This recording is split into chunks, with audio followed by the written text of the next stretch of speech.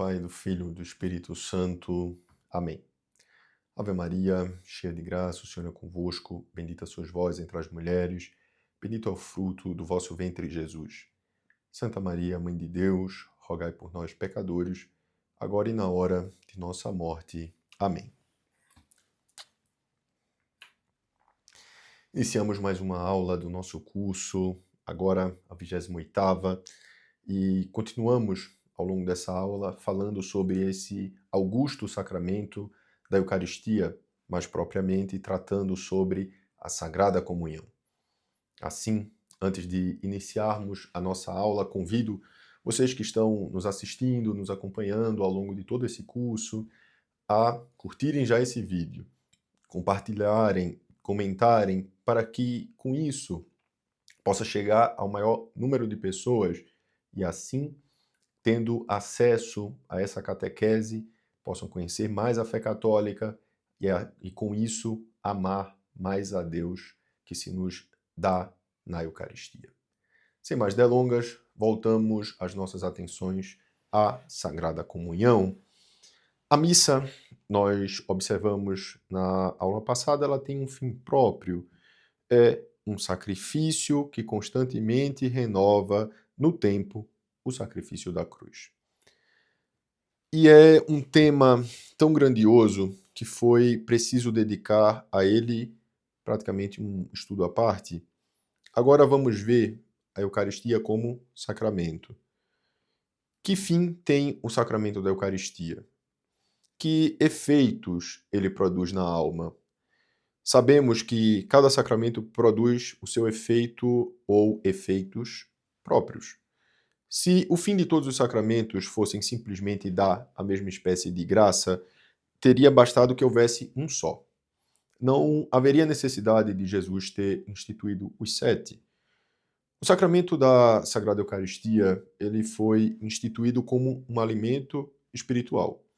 Por isso, o sinal externo desse sacramento são o pão e o vinho, as aparências do pão e do vinho.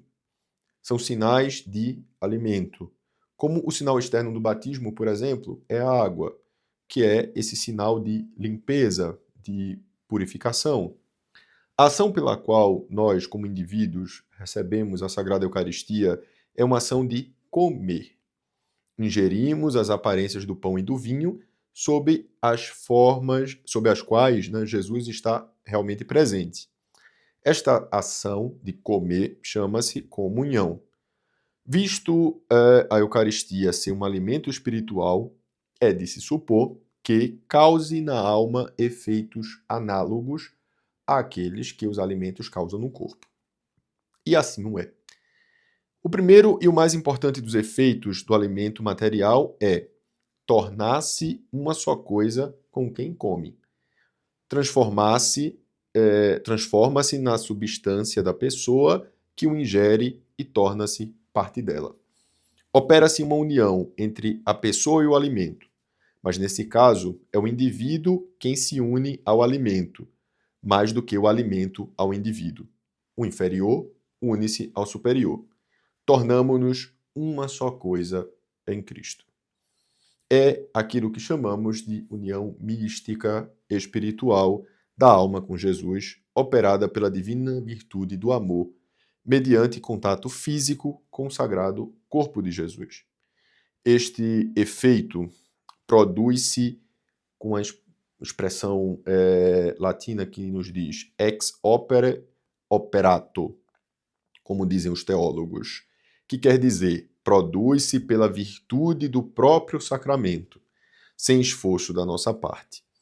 Se não opomos barreiras à atuação da graça, como seriam as barreiras da falta de fé ou do pecado, ao recebermos a comunhão, nós nos unimos infalivelmente, de modo íntimo, a Jesus pelo vínculo da caridade. A cada comunhão que fazemos, há em nós essa união mística, espiritual, com nosso Senhor Jesus Cristo. A união com Jesus que a Sagrada Comunhão opera em nós é de um tipo único na sua espécie. É mais do que uma união ordinária com Deus que o Espírito Santo estabelece em nós pela graça santificante, mas é menos que a união final e da máxima intimidade que gozaremos no céu com a visão beatífica. Aqui a gente se coloca entre essas duas uniões. Aquela união que todos nós que fomos batizados e que estamos em estado de graça já temos com Deus, pois Deus habita na nossa alma através da graça santificante. A união da Eucaristia é maior do que essa, mas é menor do que aquela que teremos quando gozarmos da visão beatífica de Deus no céu. É uma união específica, um tipo único de união. A união é nem hipostática, nem beatífica. É muito simplesmente comunhão. Ao unirmos-nos a Cristo, unimos também a todos os que estão em Cristo, aos outros membros do seu corpo místico. A união com Cristo na Sagrada Comunhão é o laço de caridade que nos faz uma só coisa com o próximo. Não podemos experimentar um crescimento no amor a Deus que a nossa união com Deus nos comunica, sem experimentar ao mesmo tempo um crescimento no amor ao próximo. E o fruto das nossas comunhões torna-se suspeito se continuamos a manter preconceitos de nação ou de raça, se guardamos rancor ao próximo, se não vemos melhorar a nossa afabilidade, compaixão, paciência e compreensão para com os demais. Pode ser oportuno fazer aqui mais uma observação. O amor a Deus e ao próximo, de que vimos falando, não é um amor sentimental, nem necessariamente emocional. Podemos crescer em amor a Deus e ao próximo sem sentir emoção, que se sente nas relações humanas de afeto, por exemplo. Aliás, a emoção é um guia de pouca confiança. Não devemos nos preocupar se a nossa emotividade permanece inalterada. Devemos medir a eficácia das nossas comunhões frequentes pela melhora no nosso modo de ser e de agir. Quando o organismo se alimenta e transforma o alimento na sua própria substância, qual é o resultado? Nas primeiras etapas da vida, é muito mais notável o crescimento. Ganhamos força, estatura. O outro efeito é conservar a vida. O alimento repara constantemente as células desgastadas e consumidas do corpo e proporciona os elementos de defesa contra as infecções. O alimento tem também um valor medicinal. Muitos doentes não precisam de outra medicação, além de um regime equilibrado de comida, com a qual recuperam facilmente a saúde.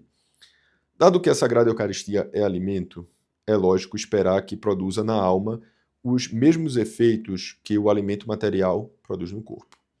O crescimento espiritual, que se produz pelos repetidos incrementos de graça santificante que a Eucaristia, que a Sagrada Comunhão nos comunica, é próprio de cada sacramento dar ou aumentar a graça santificante.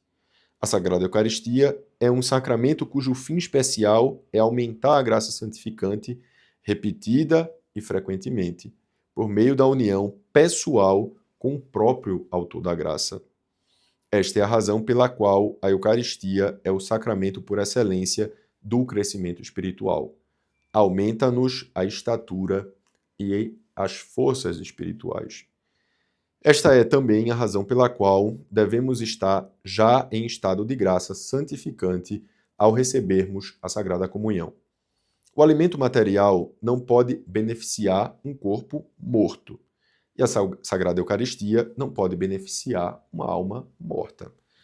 É evidente, além disso, que a pessoa que comungasse, sabendo estar em pecado mortal, acrescentaria uma nova dimensão de culpa ao seu estado pecaminoso. Cometeria o gravíssimo pecado do sacrilégio.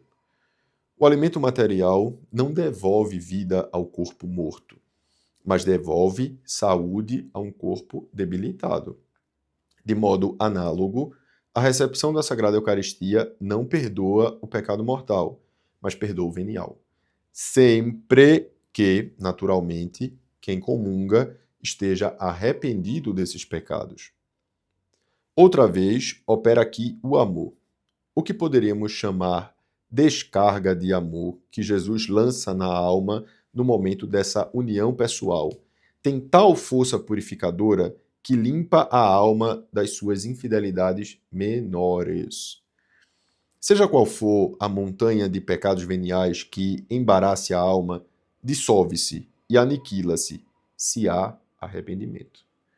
Quando Cristo entra em contato com ela, o alimento não restaura a vida, mas preserva-a. Outro dos efeitos da Sagrada Comunhão é, portanto, preservar a alma da morte espiritual, ou seja, preservar a alma do pecado mortal. Já se deu um passo nessa direção ao ficarem perdoados os pecados veniais, pois esses formam a vertente gradual que leva à queda brusca e repentina do pecado mortal. Mas a Sagrada Comunhão tem um efeito adicional que ajuda a preservar-nos do pecado mortal. Ela atua sobre o que os teólogos chamam ou denominam de proclividade para a concupiscência. Ou seja, a concupiscência é essa tendência para o pecado, que é herança comum de todo o gênero humano em resultado da queda de Adão. Isso já o sabemos e vimos mais largamente na primeira sessão do nosso curso, quando tratamos sobre a queda, que é uma sessão voltada para o credo.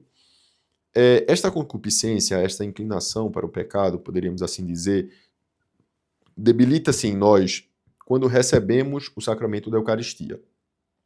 Quando uma nave espacial sai da atmosfera terrestre, a atração da força da gravidade da Terra vai se debilitando à medida que a nave se aproxima do Sol. Chega a um ponto em que, de fato, essa força de gravidade fica completamente anulada e os corpos flutuam livremente no espaço.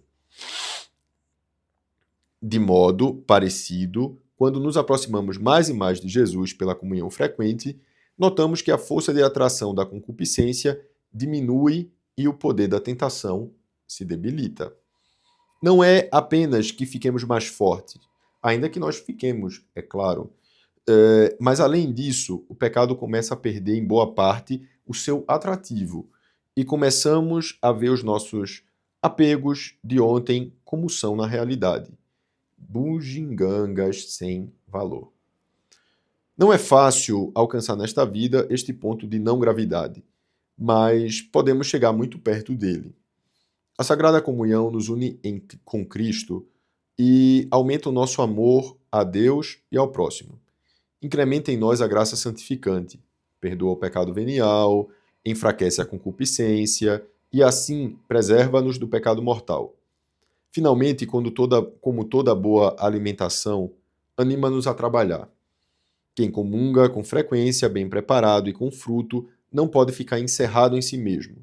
O seu horizonte espiritual vai se abrindo mais e mais ao amor de Deus e sente a urgência de fazer coisas por Cristo e com Cristo. Fortalecido pelas graças da Sagrada Comunhão, converte-se num cristão apostólico.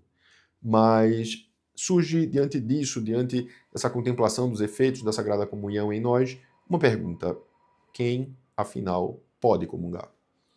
Todo católico que tenha alcançado o uso da razão e possua o necessário conhecimento pode e deve receber o sacramento da Sagrada Eucaristia.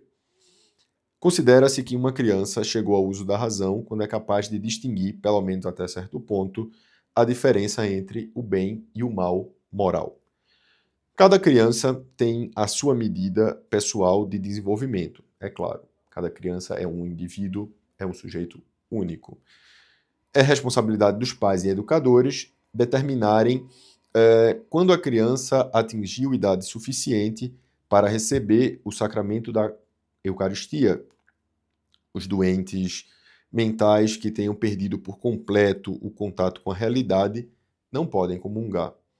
Se têm períodos de lucidez, em que raciocinam com coerência, podem receber a Sagrada Comunhão nesses intervalos. Também podem fazê-lo se a doença é apenas parcial e ainda são capazes de distinguir a Sagrada Comunhão do pão comum. Esse talvez seria um ponto bastante objetivo, né? Se as pessoas acometidas por enfermidades mentais são capazes de distinguir a comunhão como o corpo místico, o corpo de Cristo, o corpo, sangue, alma, divindade, de um pão comum, isso é um indício de que ela, sendo batizada, tendo feito essa catequese, né, ela pode sim receber a Sagrada Comunhão. A profundidade de conhecimento requerida para receber a comunhão dependerá, é claro, da capacidade mental de cada indivíduo. Evidentemente, uma criança de 7 anos não captará a natureza da Sagrada Eucaristia tão plenamente como um adulto. E um analfabeto não pode compreender as verdades da fé tão claramente quanto um universitário. E, quanto a isso, não há nenhum juízo de valor. É apenas uma constatação. Como mínimo, quem vai comungar deve saber e crer as verdades divinas que são imprescindíveis para a salvação. O conhecimento do Deus unitrino, que premia a virtude e castiga o pecado, e de Jesus Cristo, Deus e homem, nosso Redentor. Na prática, quando as crianças são preparadas para a primeira comunhão, recebem naturalmente muito mais doutrina do que isso que falamos há pouco. Que outros requisitos são necessários para comungar dignamente? O primeiro, e talvez o mais evidente, inclusive que nos referimos há pouco, é não estar em pecado mortal. Se cometemos um pecado mortal, não basta um ato de perfeita contrição para podermos receber a Sagrada Comunhão. É verdade que um ato de contrição perfeito, dor do pecado por amor a Deus, devolve à alma o estado de graça. No entanto, para nos protegermos dos perigos, de nos enganarmos a nós mesmos em matéria tão importante como a Sagrada Eucaristia, e para proteger a comunhão do perigo de profanação, a Igreja exige explicitamente que, se sabermos ter cometido um pecado mortal, recorramos ao sacramento da penitência antes de comungar. Ponto. Isso não significa que, cada vez que vamos comungar, tenhamos que passar antes pela fila da confissão. A confissão regular e frequente é uma prática excelente e muito desejável, mas, enquanto tivermos consciência de estar livres de pecado mortal, podemos continuar comungando todo o tempo que queiramos, sem necessidade de nos confessarmos antes. Claro, lembrando aquela exigência de se confessar ao menos uma vez por ano, pela ocasião da Páscoa do Senhor. Em termos estritos, nenhum ser humano, com exceção da Santíssima Virgem Maria, pode ser genuinamente digno de receber a Sagrada Comunhão. Nenhum. Nem o Romano Pontífice, seja ele quem for, nenhum de nós. Ser verdadeiramente digno de tão íntima união com Deus, feito homem, exigiria uma santidade praticamente angélica, fora dos nossos alcances. Quando falamos de uma comunhão digna, usamos o conceito de dignidade em sentido relativo. Falamos do mínimo grau de dignidade que Jesus e a sua igreja estabeleceram como necessário para comungarmos com fruto. Sempre que se possuam os requisitos mínimos para comungar dignamente, seria um grande erro abster-se da comunhão ou da comunhão frequente, por causa de um sentimento exagerado de indignidade, que pode brotar de uma consciência escrupulosa. Por exemplo, devemos ter antes presentes que Jesus não nos pede que sejamos santos para podermos comungar frequentemente. O que nos pede é que comunguemos frequentemente para podermos ser santos. Há cerca de 300 anos surgiu na igreja uma heresia chamada jansenismo. Tomou o nome de um bispo holandês, Jansen, que escreveu um livro sobre o tema da graça, extremamente rigoroso em suas exigências. A heresia jansenista sustentava que só os muitos santos podiam receber a Sagrada Comunhão frequentemente, e que ninguém deveria ousar aproximar-se da missa sem uma preparação profunda e uma longa e intensa prática da virtude. E apesar de ter sido condenada por vários papas, essa heresia difundiu-se por toda a igreja e perdurou, em certa medida, até o nosso próprio século. Só recebeu um golpe de morte quando o Papa São Pio X promulgou o seu famoso decreto sobre a comunhão frequente. São Pio X disse muito claramente que, além de estar livre de pecado mortal, a outra única condição necessária para comungar diariamente é fazê-lo com intenção reta. A intenção mais perfeita é um ardente desejo de nos unirmos a Jesus por causa do nosso grande amor por ele. Recebemos a Sagrada Eucaristia, pelo menos porque Jesus o quer. E isso basta para compreendermos que o estado atual das nossas emoções não tem nada a ver com o assunto. Podemos alcançar um grau elevado de vida interior sem essas palpitações cardíacas, sem lágrimas, sem esses doces arroubos. A pedra de toque do nosso amor a Jesus Cristo é o que estamos dispostos a fazer por ele, não o que sentimos por ele. E aqui nós devemos notar que a ausência de uma intenção reta não significa necessariamente um pecado de sacrilégio, a não ser, é claro, que se comungasse em estado de pecado mortal. A falta total de intenção reta faz com que não se receba a graça do sacramento. Ou se a intenção é claramente indigna, como por exemplo, eu vou comungar para exibir uma piedade externa às pessoas que estão ao meu lado. Não só não se recebe a graça, como se comete um pecado de irreverência. Se comungamos movidos por intenção reta, de um tipo ou de outro, e com a alma livre de pecado mortal, recebemos infalivelmente a graça do sacramento. A quantidade de graça recebida dependerá da perfeição das nossas disposições. Quanto mais ardente for o nosso amor por Jesus Cristo, quanto menos pecados veniais, sem arrependimentos tivermos, e quanto mais incondicional for a nossa entrega a Deus, maior será a graça que nós receberemos, como é óbvio de se supor. Durante muitas centenas de séculos, era a lei da Igreja que qualquer pessoa que desejasse receber a Sagrada Comunhão deveria abster-se de todo alimento e bebida desde a meia-noite anterior. Excetuavam-se desta lei geral os enfermos e moribundos. As razões dessa lei são as mesmas que ditam as atuais leis do jejum eucarístico, e são tanto de índole espiritual como prática. A razão espiritual reside no desejo da Igreja de que manifestemos especial reverência por Jesus sacramentado e que a manifestemos por um ato de mortificação, abstendo-se de alimentos e bebidas por um tempo determinado antes da participação do corpo de Cristo. E aqui um parênteses pequeno, bebidas exceto água. A água não quebra o jejum eucarístico. A razão prática consiste em guardarmos de possíveis irreverências à Sagrada Eucaristia, irreverências que poderiam ocorrer se fôssemos comungar com o estômago cheio de comida e bebida, especialmente de álcool. O Papa Pio XII deu o primeiro passo na mitigação da lei multissecular que fixava o tempo de jejum da meia-noite em diante. E em 1964, o Papa Paulo VI facilitou-a ainda mais. A lei básica atual é esta. Quando vamos comungar, seja numa missa matutina, vespertina ou de meia-noite, devemos abster-nos de qualquer alimento, bebida, 1 hora antes de recebermos a Sagrada Comunhão. Deve-se notar que a lei específica, essa lei em questão, ela vai especificando 1 hora antes de comungar, e não 1 hora antes de começar a missa, por exemplo.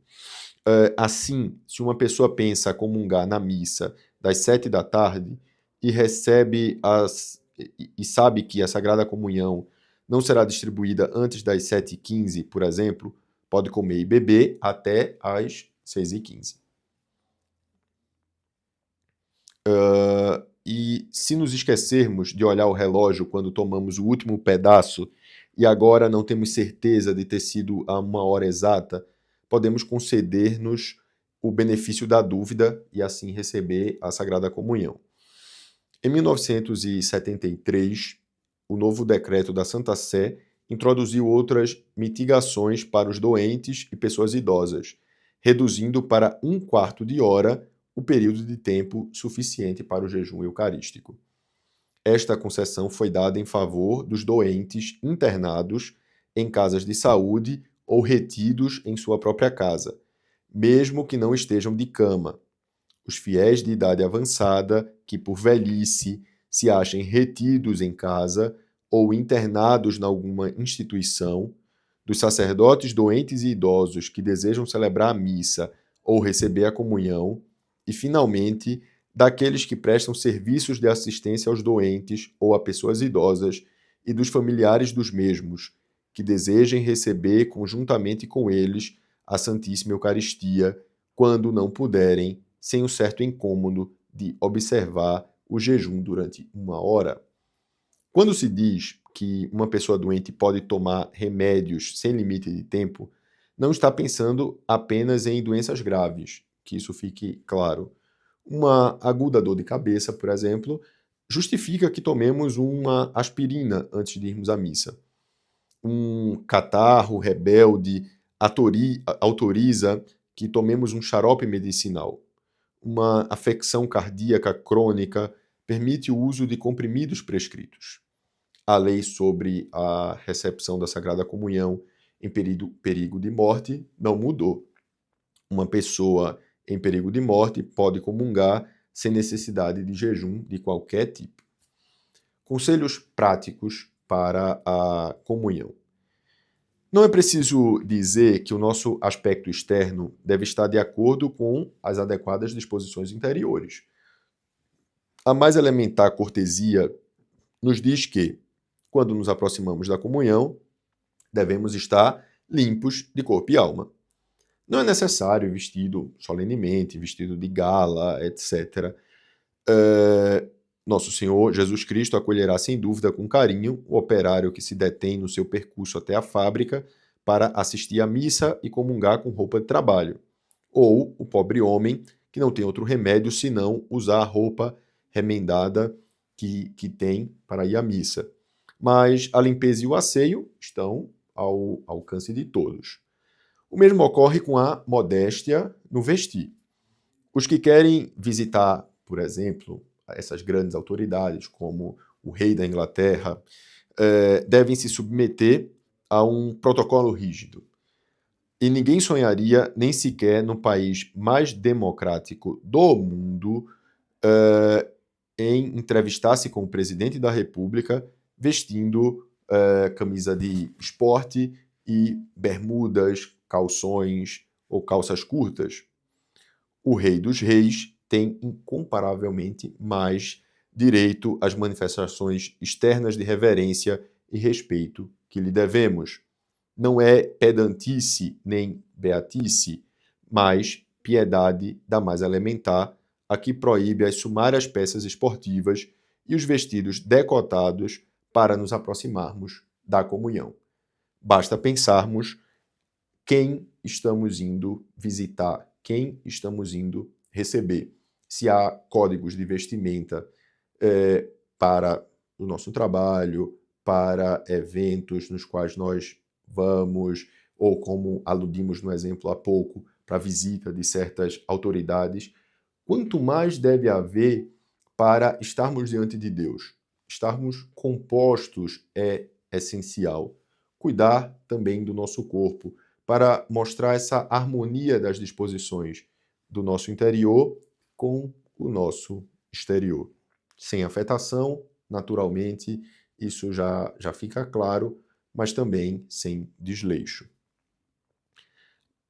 Pode ser útil aqui mencionar alguns conselhos práticos para a comunhão mesma. Primeiro, hoje sabemos com muita clareza que podemos comungar tanto na boca, direto na boca, quanto na mão. podemos comungar tanto de pé quanto de joelhos. É um direito do fiel. Quem decide como comungar é o fiel. Agora, claro, se na boca, se na mão, se de pé, se de joelho, há condições para se receber a comunhão dignamente nesses casos. E aqui vamos para alguns conselhos que podem ser práticos nesse sentido que nos ajudem.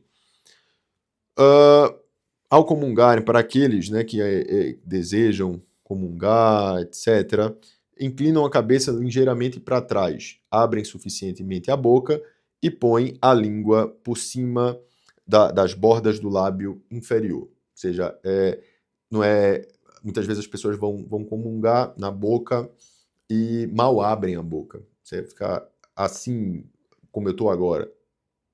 O sacerdote vai colocar e pode encontrar alguma dificuldade ao fazê-lo.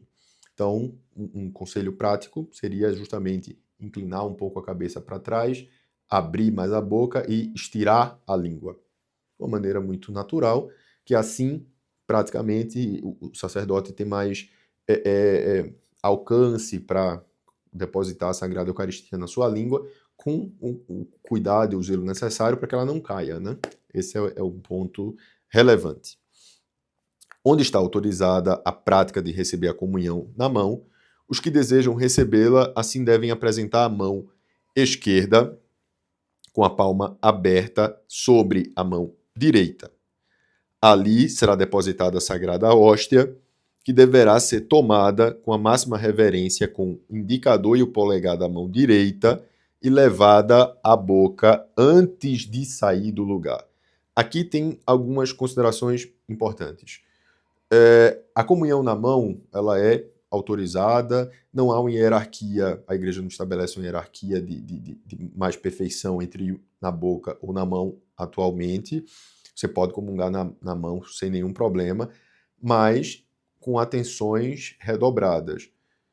Estende-se a palma da mão direita, a palma da mão esquerda sobre a mão direita, o sacerdote deposita a hóstia aqui, na palma da sua mão esquerda, você faz esse movimento, pega a hóstia que foi depositada aqui, acompanha com a sua mão, comunga na frente do sacerdote.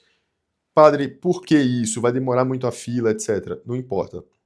Porque a Eucaristia é o bem mais precioso que a igreja tem. Devemos tutelar esse bem com todo o nosso zelo possível.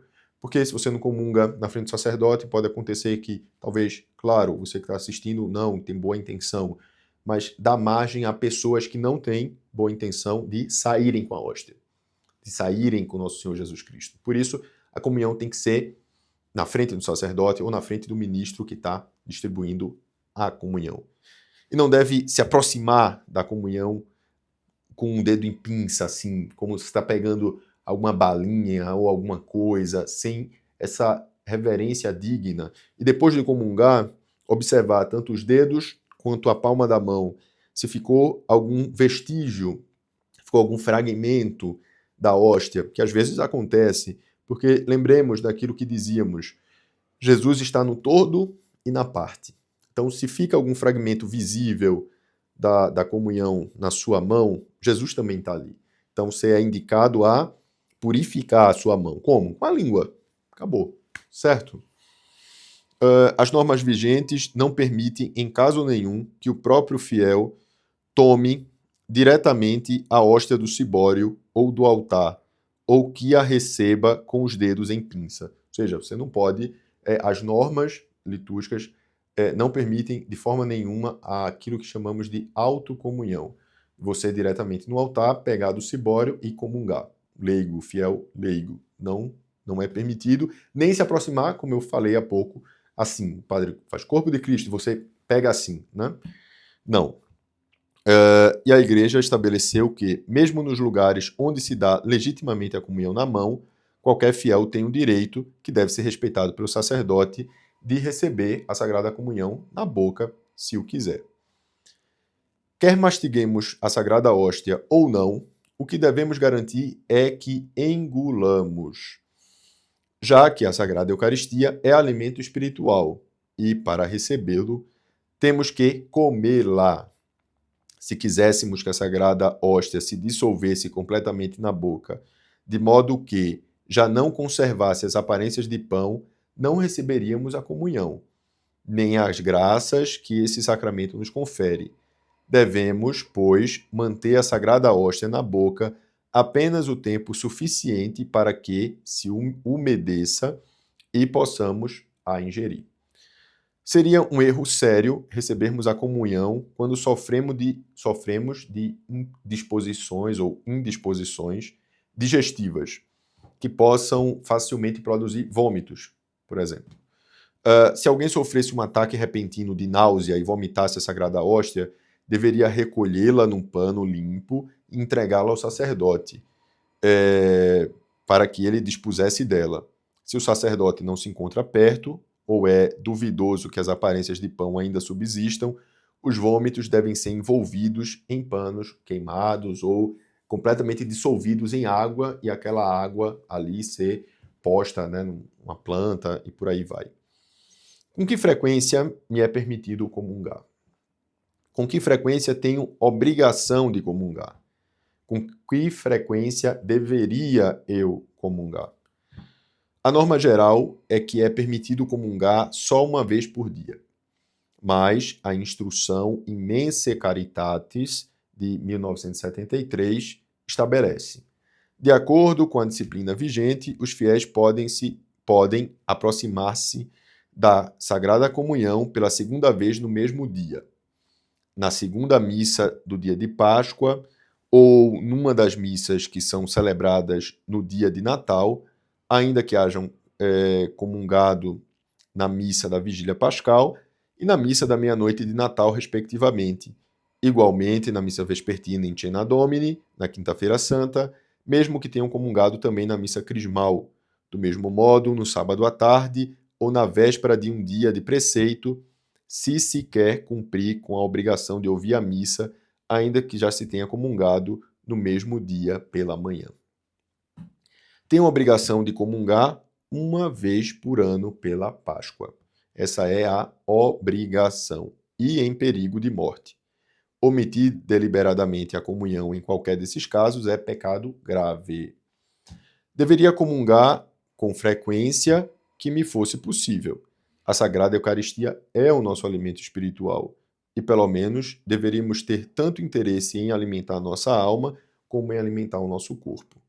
Deveríamos fazer o propósito de receber a Sagrada Comunhão em todas as missas que assistimos, como faziam os primeiros cristãos. Mas o total de graças que cada indivíduo recebe numa comunhão depende da capacidade que esse indivíduo tenha. Há muita água no Oceano Atlântico, mas uma garrafa de litro só pode conter 1 litro dessa água, mesmo que a mergulhemos lá no fundo do Oceano Atlântico. De forma parecida, a nossa alma tem uma capacidade limitada para a graça. Como criatura finita que é, nenhuma alma humana pode ter capacidade infinita para a graça. Nenhuma alma está em condições de absorver toda a graça que uma comunhão põe à sua disposição. Não quer dizer que não possamos aumentar a nossa capacidade de adquirir a graça. É justamente nessa direção que se dirige a nossa luta. Se a garrafa que mergulhamos no oceano não está vazia, mas cheia de areia até 3/4, por exemplo, não tiraremos 1 litro de água, mas apenas 1/4 da sua capacidade total. Só Deus sabe qual é a capacidade máxima de graça de uma alma, mas todos podemos ter a certeza de não havermos alcançado ainda essa capacidade máxima. Aumentamos a nossa capacidade de graça quando retiramos a areia da garrafa, quando tiramos os obstáculos à graça que embaraçam a nossa alma. O primeiro e o maior deles talvez seja o apego ao pecado venial. Enquanto houver um só pecado venial que não queiramos abandonar, um rancor contra o chefe, a intemperança no uso do álcool, os comentários maliciosos ou de murmuração, estaremos reduzindo a capacidade de graça da nossa alma. Uma vez livres do pecado venial, ainda resta a luta contra as imperfeições, estas falhas que mostram que o nosso amor a Deus não é ainda de todo o coração. Pode haver desleixo ou desinteresse na nossa oração, resistência egoísta em ajudarmos o próximo, falta de esforço para vencer a nossa irritabilidade ou impaciência, certa vaidade infantil em nossas atitudes ou nos nossos talentos. Sejam quais forem, essas imperfeições são provavelmente muitos grãos de areias em nossa garrafa, valendo-nos do exemplo do qual falávamos há pouco. É verdade que o Senhor podia, por um milagre de sua graça, fazer de um pecador um santo com uma só comunhão. Mas normalmente Deus permite que o crescimento na santidade seja um crescimento orgânico, gradual e estável, como o de uma criança que mal se percebe de um dia para o outro. A única conclusão que devemos tirar de tudo isso é que nos importa muito que cada comunhão nos leve o mais longe possível. Isto exige uma preparação imediata para cada comunhão, que estimule os nossos sentimentos de arrependimento, de fé, amor e gratidão, que nos arraste a uma entrega autêntica para identificarmos a nossa vontade com a de Deus. Depois, temos esses preciosos minutos após a comunhão, em que nosso Senhor Jesus nos tem, poderíamos dizer, abraçados. A ação de graças da comunhão significa renovarmos as nossas promessas de amor e de gratidão. Significa perguntarmos-nos valentemente: Senhor, o que queres que eu faça? E escutarmos com mais valentia ainda a resposta que Ele nos dará, a resposta que virá. Não nos limitemos a exclamar, com tantas comunhões, como devia ser melhor. Perguntemo-nos também, sem tantas comunhões, que seria de mim? Assim, chegamos ao final de mais uma aula. Como no início, volto a dizer-lhes, obrigado por nos acompanharem até aqui. Se inscrevam no nosso canal, curtam esse vídeo, compartilhem com o maior número de pessoas, comentem, para que com isso essa catequese atinja cada vez mais pessoas e com essa catequese elas possam crescer ainda mais na fé e no amor a Deus. Que o Senhor, Deus Todo-Poderoso, os abençoe. Em nome do Pai, e do Filho, e do Espírito Santo. Amém. Até mais. Muito obrigado. Deus abençoe.